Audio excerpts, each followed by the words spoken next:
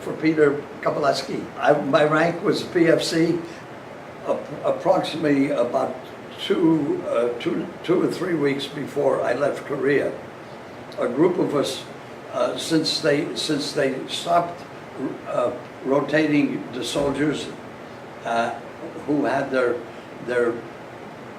allotted 36 points, who were in combat for the nine straight months, which was equal, which that equated to 36 points. Actually, we had more than that, but we had at least the minimum of 36. We had there's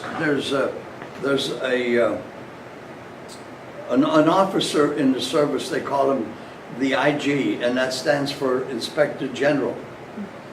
And when in the service, when you've got a problem and it can't be resolved by going to your higher, your sergeants and your lieutenants and your chain of command, and even the chaplain. If you can't do it through your officers, then the other resort is you go to see the chaplain and explain your situation or situations to the chaplain, and if he can't help you, then you go to, you ask to speak, you ask to that you go to your platoon leader, which is usually a lieutenant, or your company commander, which in most situations, there are some situations they're first lieutenants. Most of the time, your company commander is generally a captain, and you go to him, and then if they can't help you, then you go either with the Inspector General. When you ask to see the Inspector General, they either bring him to you or they take you to him. So since there were a couple hundred of us, that I'm sure there were more than a few hundred, but a friend of mine who was from a different company, he was from I Company, which is called Item K, and I was in King Company, and for King is King, K is King Company, and because we use the phonetic alphabet over there, and I was Item Company.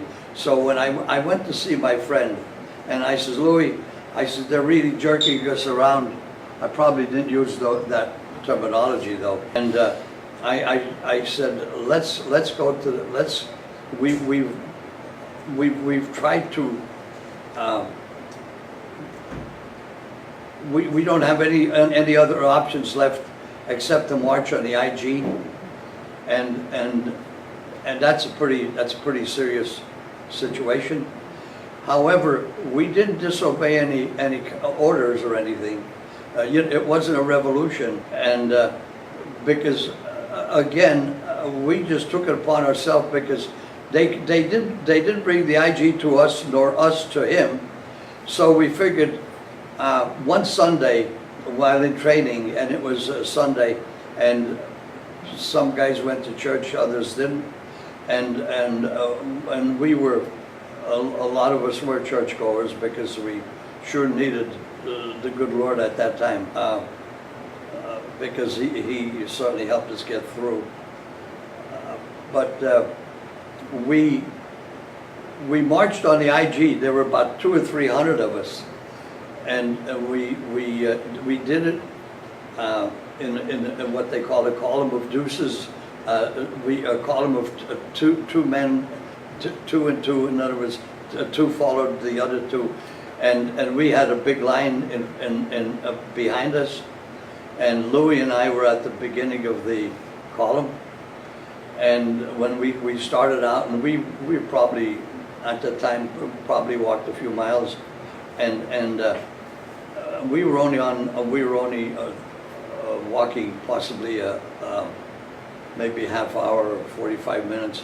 When a Jeep came down towards us, and we could see that there was an officer in the Jeep with a driver, and so when the Jeep stopped and the officer came over to us and he says, "Gentlemen," and he was very nice about it. We gave him a salute, by the way.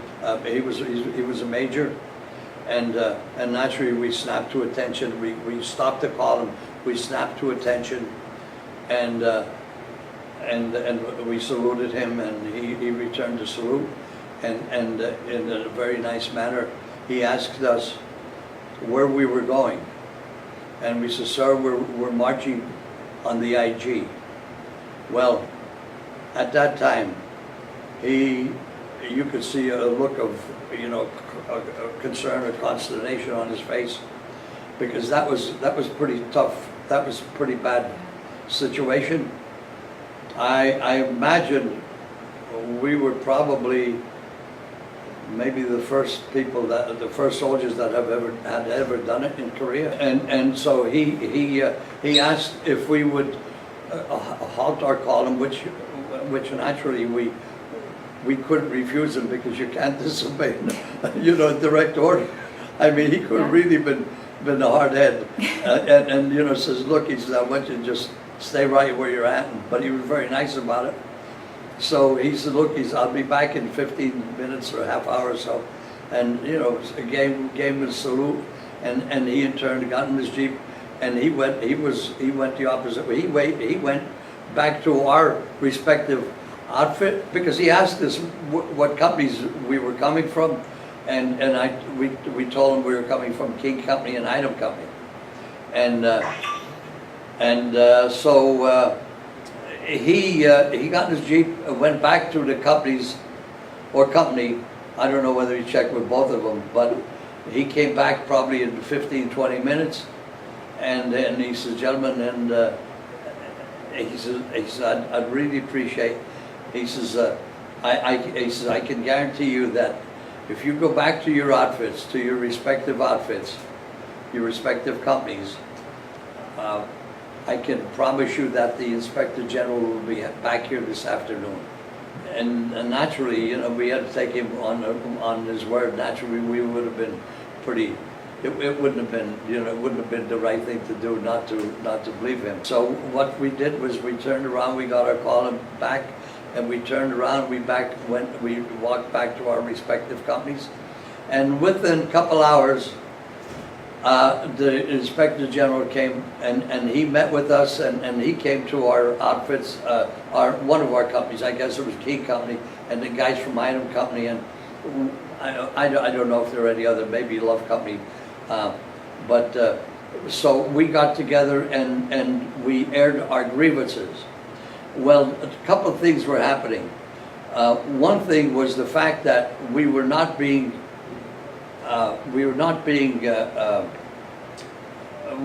there was no rank being given to us for the positions that we held, and that we were we were responsible for our. I was responsible for my platoon, and a lot of other guys were probably in similar situations.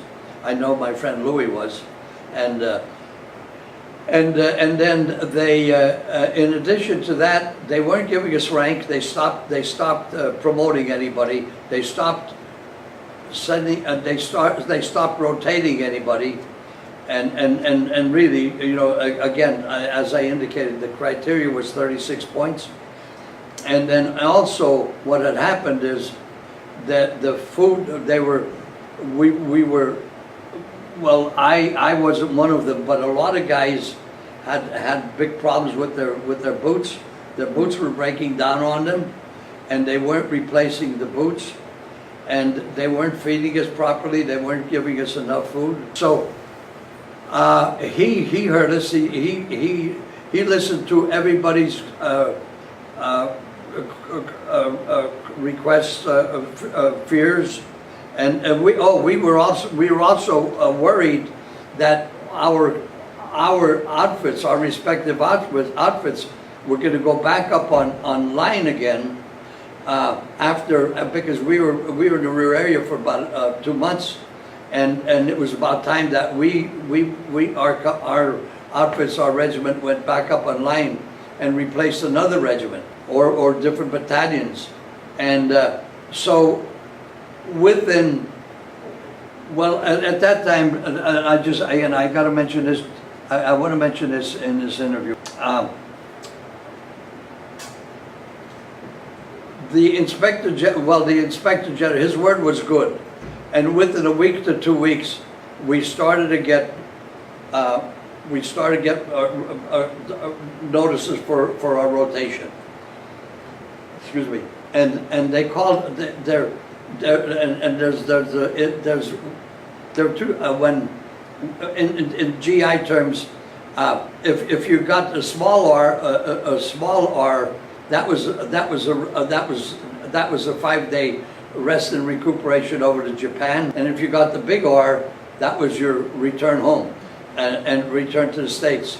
So we started to get the big R's start coming in, and at that time we had a lieutenant by the name of Salucci. He was our company commander at the time, and he called 7 of us in. 7 of us that were acting platoon sergeants, and some might have been squad leaders, I'm not sure. And he asked us if we would, he said, look, he said, I got a deal for you guys. He says, if you stay here another two weeks, I'll give you all the sergeant stripes. And I said to him, I says, Lieutenant Salucci, I says, I personally, I says, I've got my orders for the States. I said, I got my big R. They called it a big R drop. I don't know why, and I don't know what that drop meant, but it means that you're going home. And so I told him at the point blank, I says, Lieutenant Salucci, I didn't come over for rank, and I said, by the way, you could have given us rank before this, and now you're sort of you need us, see, because well, he knew something that we didn't know. He knew our outfits were going back up, our regiment was going back up to replace somebody else's, and at the time they were going up to an area called Heartbreak Ridge, and I mentioned to him, I says, Lieutenant Salucci, I says, not for me. I says, I don't want it. I says, I'm going home. I'm going to go home. I says, you didn't give us the rank when we were doing the job, and now you're trying to induce us, to stay there and with the rank. And I says, and so and the other 6 guys, they turned him down too. So he was not too happy with. He wasn't angry at them. He was really angry at me. And he was extremely mad at me, and very, very, very, very angry at me. And but that's the way it was. There wasn't much, and there was another part of the story, but there's no sense of me even talking about it. And because it's, I'll just leave it well. I will leave well enough alone. And so that's a long story. Why we were just PFCs, and it was unfortunate because there were a lot of guys that got killed that were just privates, and that's really that's, unless, you wouldn't understand unless you've been in that situation or been in the service yourself. It's a pretty terrible situation where they didn't at least give you the honor of giving you 1 stripe, and you lose your life, for this great country of ours. I had some of my buddies when they got killed, they were just privates. For some reason, I guess I became a PFC in a few more months after they took our stripes away from us.